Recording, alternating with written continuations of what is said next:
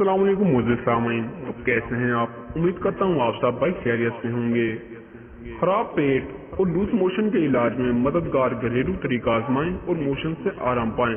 भूख से ज्यादा खाना खा लेने से अक्सर औकात बदहजमी हो जाती है, लेकिन कभी कभी कुछ ग़िज़ाएं हमें सता जाती हैं, जिनकी वजह से हमें एहसास दस्त, पेचिश, लूज मोशन और डायरिया भी हो जाता है। और इन मसलों की वजह से मजीद बेकायदगियां जिस्म में हो जाती हैं। चंद आसान टिप्स जिनकी मदद से आप इन परेशानियों में घरेलू नुस्खे आजमाकर सेहतयाब हो सकते हैं। नंबर 1 पर है हमारे पास दही। दस्त और लूज मोशन में दही बड़ी फायदेमंद हो और ठंडी रहती है। ऐसे अफराद जिनको अक्सर ये मसला रहता है वो बाकायदगी से 1 कप दही खाएं, क्योंकि दही में लैक्टिक एसिड या लैक्टोज पाया जाता है, जो कि पेट को ठीक करने और जिस्म से पानी की इजाफी मिकदार के अखराज को रोकता है। नंबर 2 पर है हमारे पास केला। लूज मोशन और असहाल में केला अहम दवाई के तौर पर काम करता है, क्योंकि इसमें पेक्टिन, फाइबर और पोटाशियम की बड़ी मिकदार मौजूद होती है, जो कि आंतों में पानी को जज़ब करने और तबीयत बहाल रखने में मदद देती है। नंबर 3 पर है हमारे पास पपीता।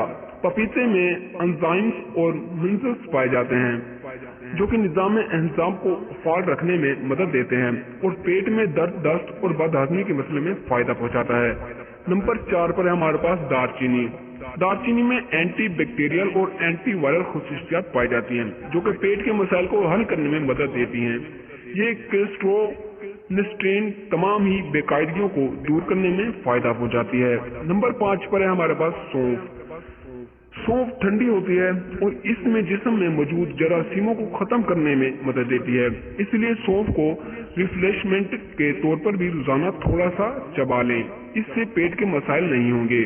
और अगर आपको असाल, दस्त, पेचिश, लूज मोशन और डायरिया का मसला है तो सौंफ के पाउडर को सादे पानी से फाँक लें, इससे आपको जल्द राहत मिल जाएगी।